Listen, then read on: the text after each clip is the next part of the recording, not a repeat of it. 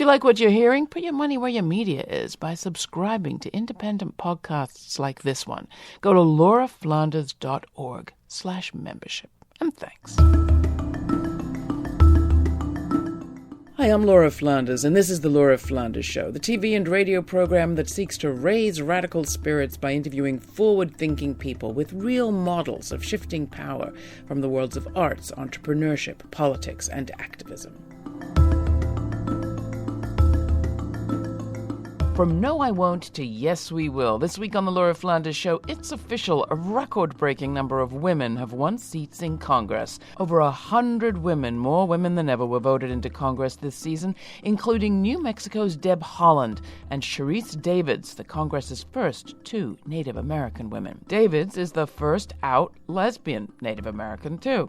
As anticipated, Alexandria Ocasio-Cortez, a socialist Democrat, is now Congresswoman from New York. With the midterms behind us, we're looking at the roots of struggle for good governance in these United States of ours, and hear from, among others, historian Jeff Biggers, dream defender Philip Agnew, and Niaz Dorey, executive director of the National Family Farm Coalition. All that plus women's suffrage fighters Susan B. Anthony and the voice of people's historian Howard Zinn. It's election week on the Laura Flanders Show, the place where the people who say it can't be done take a back seat to the people who are doing it. Welcome.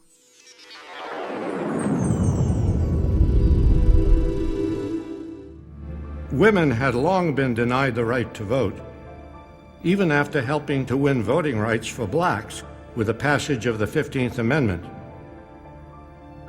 In November 1872, Susan B. Anthony was one of 14 women who defied the law to cast a ballot in the presidential election.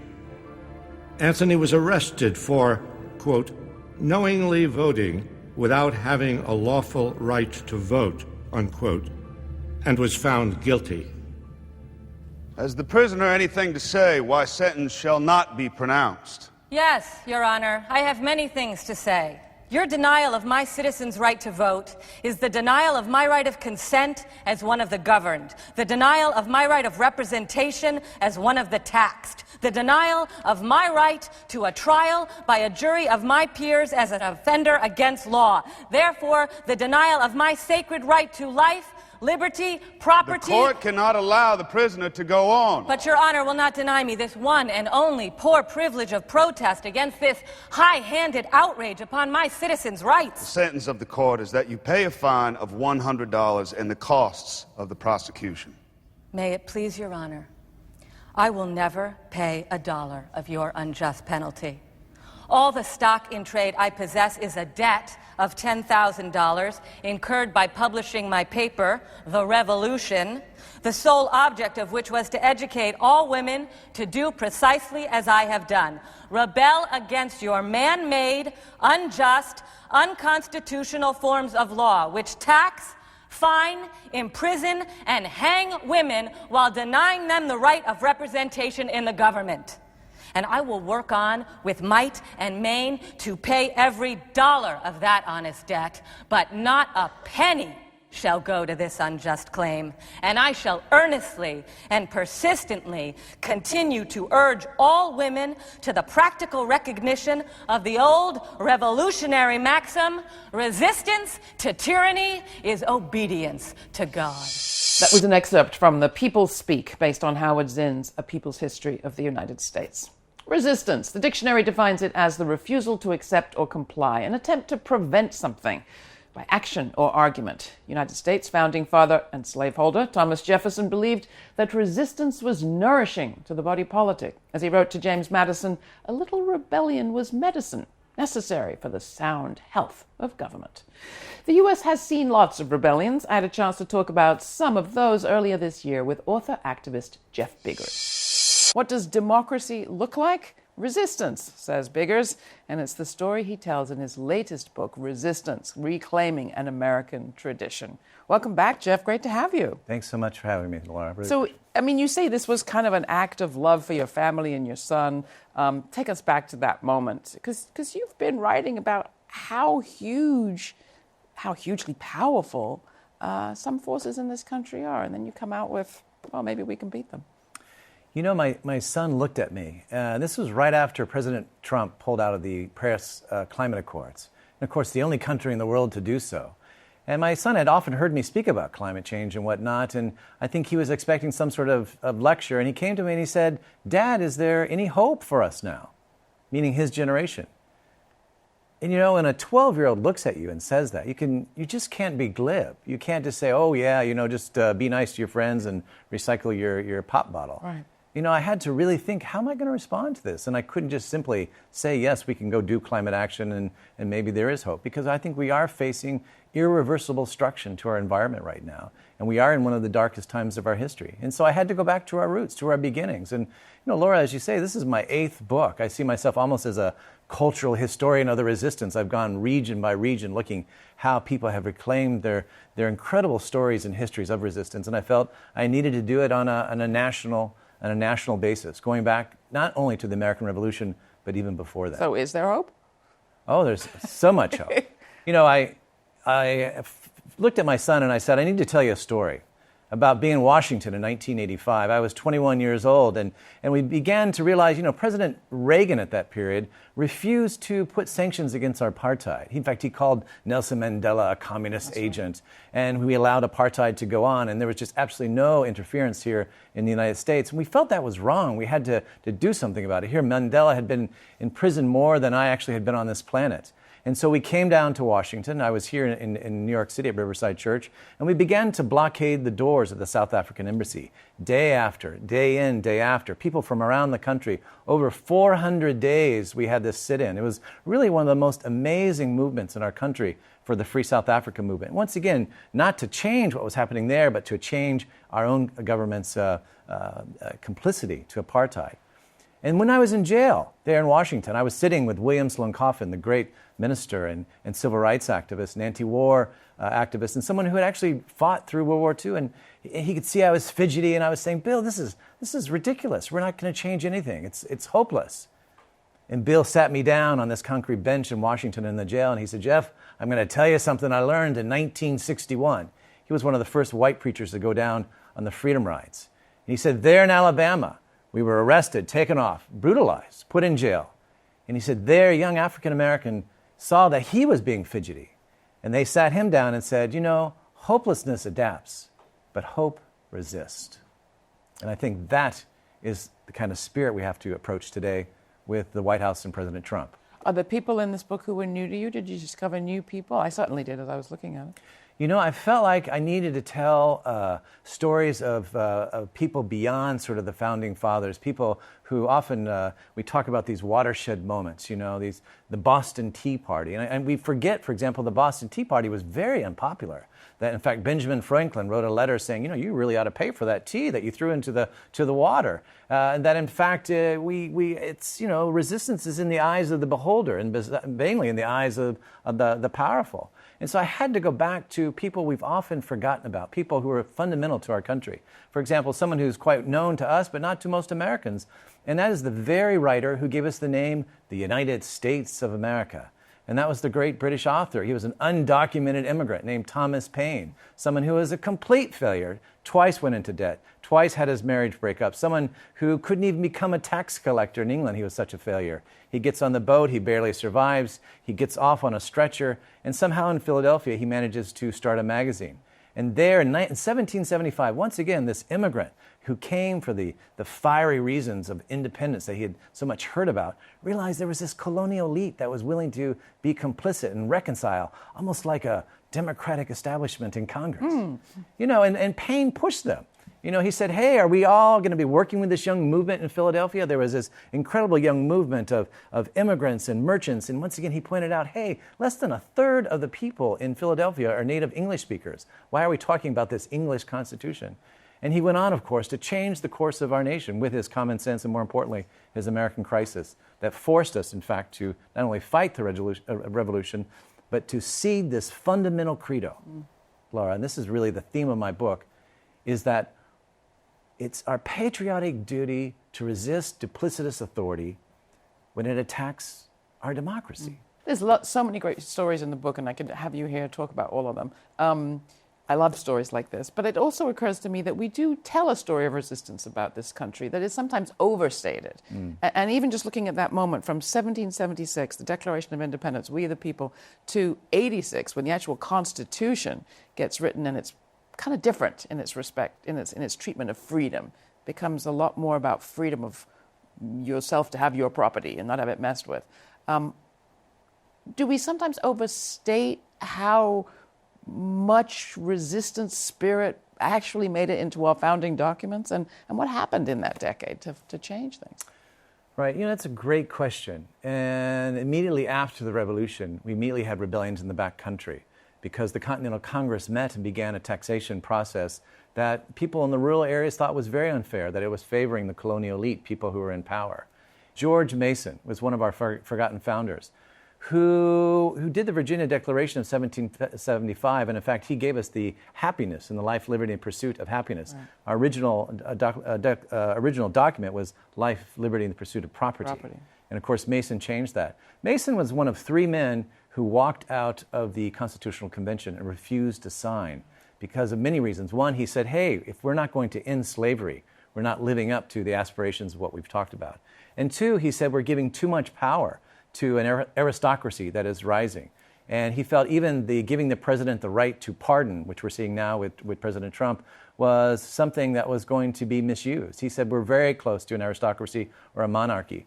And so I think what you saw from the very beginning was the credo of resistance, once again, that Paine and many other people, Phyllis Wheatley, as you said, the wonderful African-American poet, and many other people, were saying that this credo of resistance is not just going to go away because we gained our independence, but in fact we have seeded our resistance into the quintessential American experience. You eventually, much later on, quote Valerie Kaur from the Revolutionary Love Project, who talks about resistance alone will not deliver us. We must give birth, or we must birth a new nation. Naomi Klein, too, says resistance is not enough. What else do we need in addition to resistance, and where do you see that? Right. I think that's very powerful, but I also feel like resistance is not a singular thing. Resistance is not just protest. It's not just registering people to vote. It's not just getting into the streets. It's not just going into the courts and challenging, wrong decisions on immigration policy. Resistance is also an agency of renewal, as Thomas Paine said. Paine said, we have it in our power to reinvent the world. And I think that's what I'm talking about when I talk about resistance, is in the bigger context, that we have to reframe resistance as an agency of renewal. My last chapter speaks about cities of resistance. And what I mean by that is we have to move in the directions of regenerative cities like we're seeing across the world, of people who realize, hey, we can't just have carbon emissions. We can't just import 90% of our food. We can't just have these lights burning from coal and natural gas. So we have to begin to create a circular economy. We have to challenge elements of capitalism and move in the direction of a regenerative society, a circular society that actually is going to be sustainable. Finally, you brought us back to the environment, and I'm glad you did. While we have been resisting, lots of individuals, and Scott Pruitt from the EPA was one of the ones who got an awful lot of attention in the first part of this Trump administration, eventually resigned. Are we missing perhaps what's actually being done by some of these people? And have you been keeping an eye on what's actually going on at EPA? Do we focus too much on individuals? I think, once again, it's a great point. We were kind of obsessed because Pruitt was almost a larger-than-life character with his personal scandals and his involvement with the natural gas companies and, of course, his Oklahoma background. Meanwhile, 67 major environmental regulations have been reversed, and I see that personally, of course, as a reporter in the coal fields. The Clean Water Act, which was passed and forced under President Nixon, was one way we were able to at least stabilize and set certain restrictions on how close coal mining companies could dump their waste and heavy metals into our water, and still it wasn't enforced. And we had been working and reporting on that for years, and now they've even removed that restriction that coal companies can dump directly into waterways. And we're talking, Laura, things like heavy metals like lead and selenium and arsenic, which are really poisoning and killing American citizens. And so, yes, we are really seeing some major damages, which I call almost irreversible damages. And the new EPA chief who's coming on, if he keeps the position, we're hearing that, in fact, he may want to transition out, is a former coal lobbyist who worked for probably the worst coal company in the country. Bob Murray Energy, who was behind the Crandall Canyon disaster in Utah, who ran one of the worst coal mines in southern Illinois, where my family's from, who has who's led this industry in a state of continual lawlessness and violations. And that is the man who we've asked now to protect our environment. So I think we have to get beyond the personnel and really look at the policies themselves and in many sense resist these directly. Long scope of history. Resistance, Reclaiming an American Tradition. Jeff, thank you so much. The book's out now. You can get more information at our website. Jeff Biggers, everywhere. What the world needs now is love, sweet love. It's the only thing that there's just too little of. What the world needs now is love, sweet love. No, not just for some, but for everyone. Lord, we don't need another mountain. There are mountains and hillsides enough to climb. There are oceans and rivers enough to cross, enough to last till the end of time. What the world needs now is love, sweet. That was What the World Needs Now, a rework by Jonathan Butler, featured on Close to You, his tribute album to Burt Bacharach. It's released on Mack Avenue. I'm Laura. This is the Laura Flanders Show. For 10 years we've been at this, uplifting, forward-looking people, defying and resisting the naysayers, showing up real strategies for shifting power from the few to the many. You can watch the show at our website and over the Indie Media Network's Free Speech TV, Link TV, and CUNY TV. Prefer to listen? The show airs on the Pacifica Radio Network, or simply subscribe to this podcast on your favorite podcast platform. Subscribers receive additional mini-casts, I'm just saying, including my weekly commentary. The latest is on racist vandalism at the African Burial Ground in New York City, on what is possibly the most well-policed block in the nation. Who did it? For more information and to become a sustaining member for as little as $2 a month or make a one-time donation, go to lauraflanders.org. Make that contribution your happy birthday message for this show. We couldn't have come this far without you. My next guest is Niaz Dori. As the National Family Farm Coalition's newly appointed executive director, she toured rural America, covering 13,000 miles of heartland, visiting family farms, fisheries, and communities. Along the way, she found the struggles for everyday people in rural America and urban America are more similar than we've been led to believe. We caught up with Dori at the 2018 Northeast Sustainable Agriculture Working Group Conference in Philadelphia, just before the elections. We set out in late spring on a 2-month tour of primarily rural communities. And the purpose for the tour was for me, in my new role, to get to meet some of the members of the National Family Farm Coalition and to get reacquainted with those we work with at the Northwest Atlantic Marine Alliance. We visited 67 communities. We traveled about 13,000 miles. This was really more about hearing what is happening in their lives and in their communities and with their businesses, because these are businesses. Whether we were in a fishing community or in a farming community, we learned that their main concerns are really centered around this corporate consolidation and concentration, their inability to be economically empowered because they're not getting paid the fair price. They can't even cover their cost of production.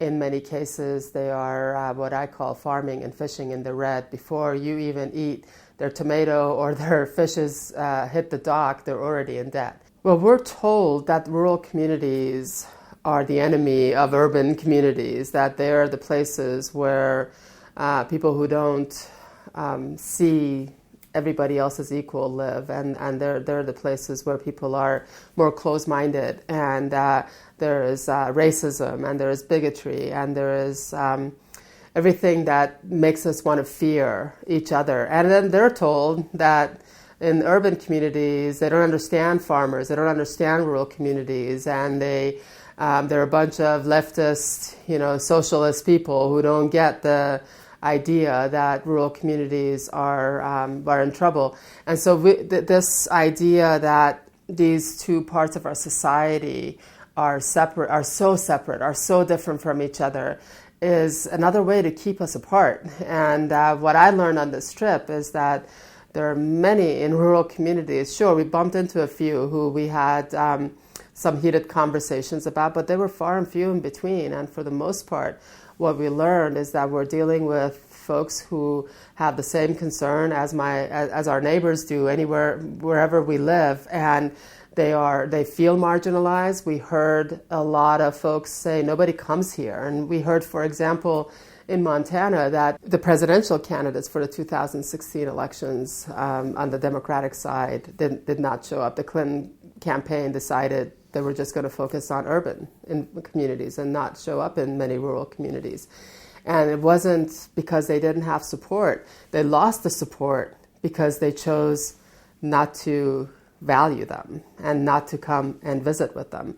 And so for me, it was really important to hear that and to experience that myself, as opposed to hear it from third hand or some other source.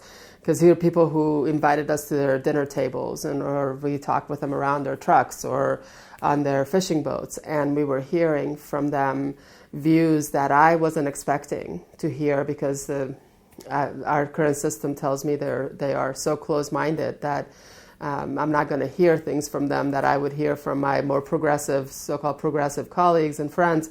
And yet we did. We heard ideas from them, and we had a receptiveness, even though here I am, an Iranian American, and I'm going into deep red states, and we didn't have any resistance to being there, and we were welcomed in most of those places. And I remember constantly the conversation I had with a fisherman who, at the end, he said, we're open-minded people here. Don't let them tell you otherwise.